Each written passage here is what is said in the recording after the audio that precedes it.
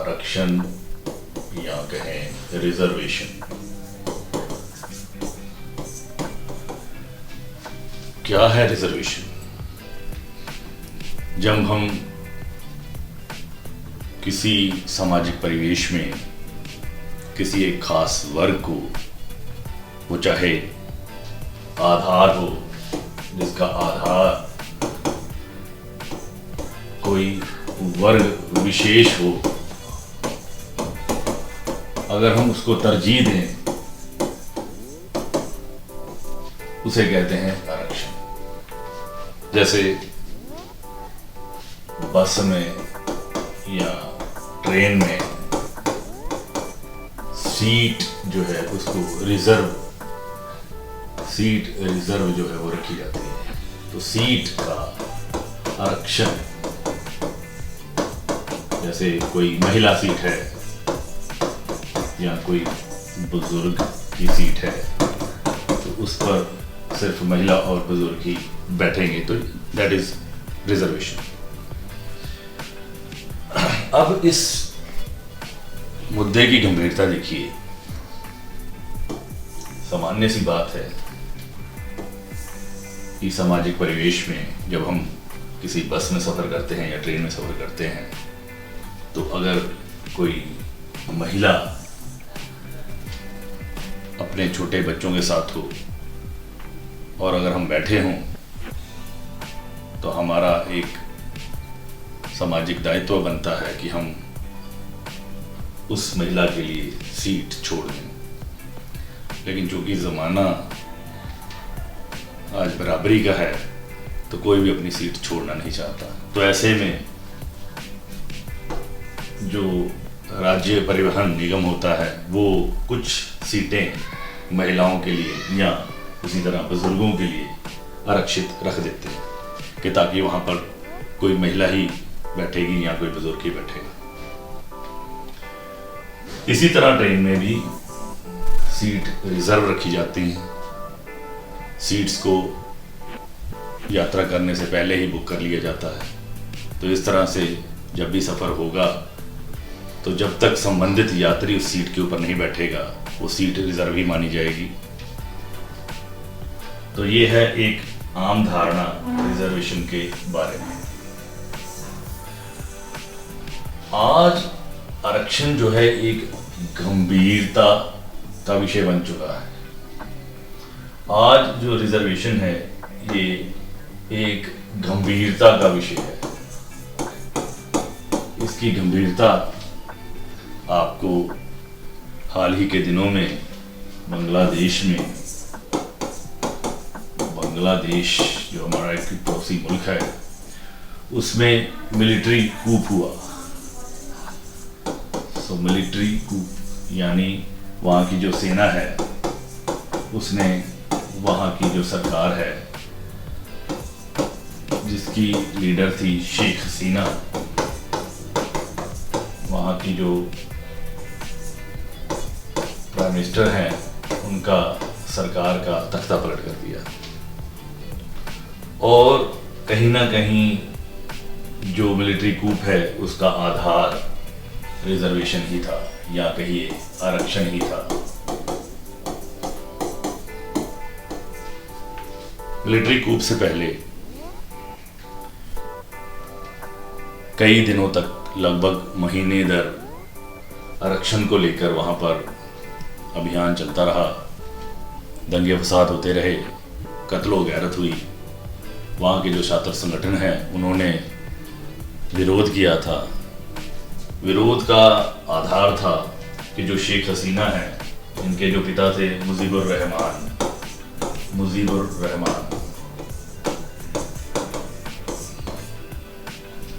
ये वही शख्स थे जिन्होंने बांग्लादेश के निर्माण में अपना मुख्य योगदान दिया था। और इस तरह उस टाइम जो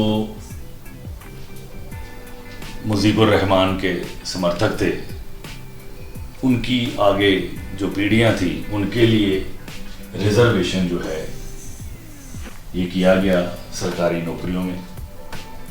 तो इस तरह से पीढ़ी दर पीढ़ी, जब से 1971 से बांग्लादेश आज़ाद है, तो पीढ़ी दर पीढ़ी जो आरक्षण है एक खास वर्ग के लिए जो है वो दिया जा रहा था। और लगभग 1 महीना पहले से दंगे शुरू हो गए कि ये जो आरक्षण दिया जा रहा है इसको ख़त्म किया जाना चाहिए, क्योंकि किसी एक पीढ़ी को रिजर्वेशन देके उसको मेन स्ट्रीम में, मुख्य धारा में समाज की लाया जा सकता है, तो उसके बाद उसको आरक्षण नहीं दिया जाना चाहिए। और जो रिक्वायर्ड कम्युनिटी है या वर्ग है, उनको इसका बेनिफिट दिया जाना चाहिए। तो ऐसे में शेख हसीना के जो एक डिक्टेटोरियल जो इसका बिहेवियर था, तो तानाशाही रवैये से बौखला कर और जो मिलिट्री है वहाँ की, उसके सहयोग से जो वहाँ के छात्र संगठन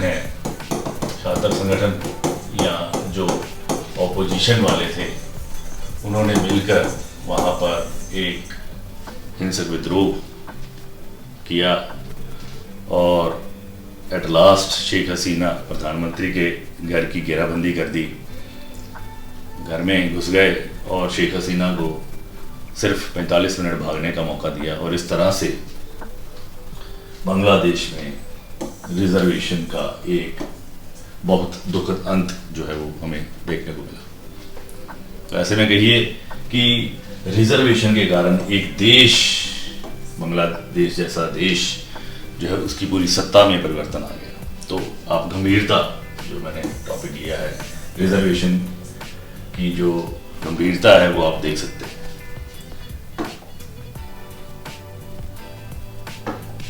अब हम बात करेंगे भारत के कंटेक्स्ट में। तो भारत में भी आज़ादी के बाद 10 साल के लिए ये व्यवस्था की गई थी रिजर्वेशन की, कि ताकि जो SC ST या OBC थे, अनुसूचित जाति, अनुसूचित जनजाति या पिछड़े वर्ग जो थे, उनके लिए खास एक व्यवस्था आरक्षण की गई कि उनको समाज के मुख्य धारा में लाने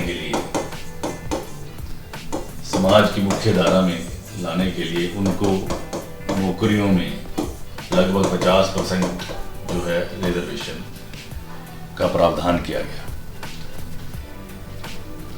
और वही जो बांग्लादेश की बात हमने की, तो कई ऐसे आरक्षण विरोधी जो अभियान है वो चलाए गए। अंदर खाते जो है, जो आरक्षण विरोधी तत्व थे, उन्होंने विरोध किया कि भाई अगर 10 साल के लिए रिजर्वेशन दिया गया तो उसके बाद रिजर्वेशन अभी तक क्यों चल रहा है। जिनको अब जो SC STs या जो OBCs हैं, जिनको इसका बेनिफिट मिल रहा है, तो वो तो कह रहे हैं कि भाई हमें इसको लगातार मिलना चाहिए, अब इसको बंद नहीं किया जाना चाहिए, क्योंकि सदियों की जो उन्होंने गुलामी झेली है, सदियों का जो दंश उन्होंने झेला है पिछड़ेपन का, तो उसके लिए अभी और टाइम रिक्वायर्ड है आरक्षण के लिए। लेकिन जो आरक्षण विरोधी हैं, उनका मानना है, आरक्षण विरोधी है भारत में, उनका भी यही मानना है कि आरक्षण जो है वो एक पीढ़ी को एक बार दिया जाना चाहिए। और जब वो पीढ़ी रिजर्वेशन के आधार पर समाज की मुख्य धारा में आ जाती है, या आप कहिए कि क्रीमी लेयर में आ जाती है, तो उसमें उनको उसके बाद आरक्षण जो है उनका वो खत्म होना चाहिए। पहले ये प्रावधान OBC के लिए किया गया। OBC की एक क्रीमी लेयर बनाई गई, जिसमें आधार लगभग 8 लाख सालाना जिनकी आय होती थी, तो ABC क्लियर जो क्रीमी लेयर थी, उनको इनमें से शंट आउट किया गया। अब सुप्रीम कोर्ट ने हाल ही के दिनों में ये फैसला दिया कि यही जो OBC क्रीमी लेयर है, यही SC ST के लिए भी लागू होनी चाहिए। यानी SC ST में भी जो परिवार 8 लाख से ऊपर या उससे ज़्यादा इनकम को ले रहे हैं, तो उनको समाज की मुख्य धारा में शामिल माना जाए और उनको ट्रीट किया जाए जनरल कैटेगरी की तरह। तो ऐसे में ये द्वंद्व लगातार भारत की राजनीति में अभी चल रहा है, भारत के सामाजिक परिवेश में चल रहा है। अगर हम इतिहास से जोड़कर देखें तो इसकी शुरुआत मानी जाती है मनुवाद से। तो जो मनु थे उन्होंने भारत की जो समाज है उसको वर्ण के आधार पर, वर्ण या कहिए कर्म के आधार पर चार मुख्य वर्गों में तो वर्ग विभेद उन्होंने किया, वर्ग विभेद किया। एक क्षत्रिय, एक ब्राह्मण, एक वैश्य, एक शूद्र। तो इस तरह से चार वर्गों में भारतीय समाज को चार वर्गों में बांट दिया। क्षत्रिय जो उस टाइम सैनिक था, जो युद्ध कला में प्रवीण होता था और देश की रक्षा के लिए होता था। ब्राह्मण जो शिक्षा व्यवस्था उस टाइम की होती थी उसको लेके चलते थे। वैश्य जो व्यापार करते थे, और उसके बाद जो शूद्र थे, जो सेवादार थे। इन तीन वर्गों की जो सेवा में संलिप्त थे। अब ये जो वर्ग विभेद है आगे चलकर ये जातिवाद का, कट्टर जातिवाद का आधार जो है ये बन गया। किस तरह से बना, कैसे बना? पहले ये जो जातियां थी, पहले ये जो मनुवाद के, ये जो जातिवाद हमें दिया, ये आधार था कर्म के आधार पर, वर्ण के आधार पर, काम के आधार पर। और अब जब जातिवाद में कट्टरता आई तो यही जो वर्ग विभेद था, जो कर्म पे आधारित था, काम पे आधार था, अब ये हो गया जन्म के आधार पर। यानी एक जन्म के बाद, एक परिवार में जन्म लेने के बाद वही जो परिवार, जो भी उनका बुजुर्गों का जो काम होता था वही आगे, अगर शूद्र है तो वो शूद्र का ही काम करते रहे, जो ब्राह्मण है वो शिक्षा का ही काम करते रहे, जो क्षत्रिय है वो सैनिक बनते रहे, वैश्य जो व्यापार करते रहे। तो इस तरह से एक जातीय कट्टरता ये देखने को मिली। ये जातीय कट्टरता जो है, इससे क्या हुआ, जो शूद्र जाति है, शूद्र जाति को जो है निम्न दर्जे का माना गया और उनके साथ भेदभाव जो है वो किया जाने लगा, जो कि सामाजिक परिवेश में ठीक नहीं माना जा सकता। तो ऐसे सदियों से उनके साथ ये भेदभाव चलता रहा। अब भारत 1947 में आज़ाद हो गया। उसके बाद भारत का संविधान बनकर तैयार हुआ, जिसमें 10 साल के लिए, जैसे मैंने आपको पहले बताया, आरक्षण की व्यवस्था जो है ये की गई, ताकि ये जो दबी कुचली जो जातियां थी इनको मुख्य धारा में शामिल किया जा सके, इनके साथ जो भेदभाव है इनको खत्म किया जा सके। और उस तरह से फिर ये 10 साल के बाद अगले 10 साल के लिए बढ़ाया गया। फिर उसके बाद 10 साल करते करते आज आप देख सकते हैं 2024 आ चुका है और ये आरक्षण व्यवस्था आज तक कायम है। हाँ, इसमें जैसे कि मैंने पहले आपको बताया कुछ परिवर्तन किया गया है। अब पहले ये SC, ST और OBC को ही मिलता था आरक्षण। आज इसके साथ एक इकोनॉमिक जो बैकवर्ड है कम्युनिटी,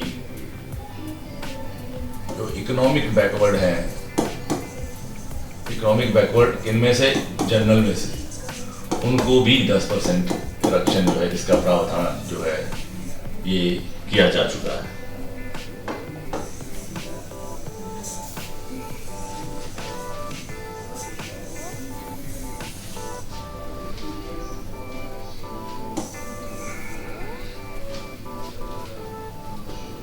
तो इस तरह से आप देख सकते हैं कि रिजर्वेशन का जो दुष्परिणाम है वो हमें देखने को मिल रहा है।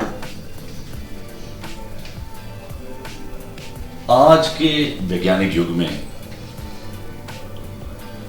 आज के आधुनिक युग में, आज भी अगर हम जातिवाद को प्रेरित करें, प्रोत्साहित करें, किसी भी संदर्भ में करें, चाहे वो राजनीतिक हो, सामाजिक हो, आर्थिक हो, तो ये रिक्वायर्ड नहीं है। क्यों रिक्वायर्ड नहीं? भाई अगर जाति जिसका आधार मनुवाद के अकॉर्डिंग जिसका आधार कर्म था, तो भाई कर्म के अकॉर्डिंग जो इंसान आज जो कर्म करता है उसके अकॉर्डिंग उसकी जाति जो है वो फिक्स हो जानी चाहिए। जैसे मान लीजिए पहले क्षत्रिय जो है वो सैनिक होता था,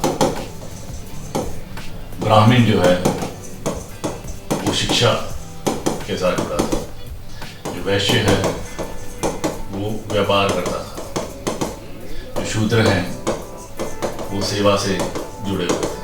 तो ऐसे में यही कर्म की फिलॉसफी जो है वो आधुनिक युग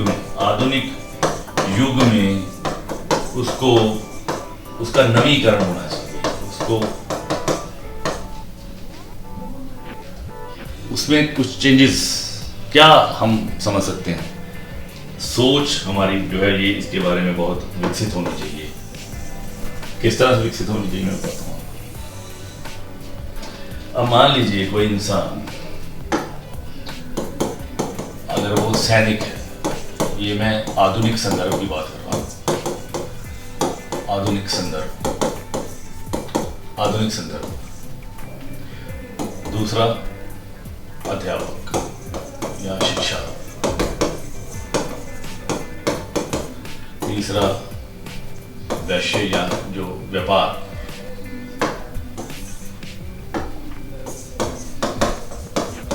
चौथा सेवा। आज के परिप्रेक्ष्य की बात हो रही है। तो यहाँ पर जो सैनिक, अगर मान लीजिए किसी भी जाति से संबंधित व्यक्ति, एनी कास्ट बाय बर्थ, जन्म इंसान किसी भी जाति में हो, तो ये जो जाति का आधार बाय बर्थ है इसको खत्म कर देना चाहिए। और अगर कोई कर्म से ये भी कर्म, और कर्म को अगर हम दूसरी बात करें तो हम इसको बाय प्रोफेशन कहें, बाय प्रोफेशन। तो जो भी इंसान, अगर मान लीजिए वो सैनिक भर्ती हो जाता है, अगर कोई इंसान अध्यापक बन जाता है, अगर कोई इंसान व्यापार करता है, अगर कोई इंसान सेवा भाव में जुड़ा है, वैसे तो कोई भी प्रोफेशन अपने आप में बुरा नहीं है। अगर आधुनिक सोच के अकॉर्डिंग देखें तो इसमें कोई बुराई नहीं है। लेकिन फिर भी अगर कोई इंसान, जन्म को छोड़ दीजिए, जन्म के आधार पर जाति नहीं होनी चाहिए, जाति आधार होनी चाहिए प्रोफेशन के ऊपर। तो अगर कोई सैनिक भर्ती हो जाता है तो उसके नाम के आगे जो है वो लग जाना चाहिए सोल्जर। मान लीजिए फॉर एग्जांपल सोल्जर अक्षय। अगर वो अध्यापक बन जाता है तो टीचर अक्षय। अगर वो व्यापारी बन जाता है तो ट्रेडर अक्षय। अगर वो सेवादार बन जाता है तो आप कह सकते हैं सेवादार में क्या बोलेंगे, हु प्रोवाइड सर्विस, सेवादार को क्या कहें? तो सेवादार को आप कह सकते हैं हेल्पर अक्षय। और हेल्पर नहीं लगाना, असिस्टेंट अक्षय, असिस्टेंट अक्षय। तो इसमें कोई अतिशयोक्ति नहीं है। अगर इस तरह का ये जो मॉडर्न कंसेप्ट मैं आपको बता रहा हूँ जाति का, जो कि बेस्ड ऑन प्रोफेशन हो, तो इससे ये सारा झंझट जाति का खत्म हो जाता है। और एट लास्ट रिजर्वेशन का ये जो एक दुविधा है, जो ऐतिहासिक दुविधा है, इसका अंत जो है किया जा सकता है।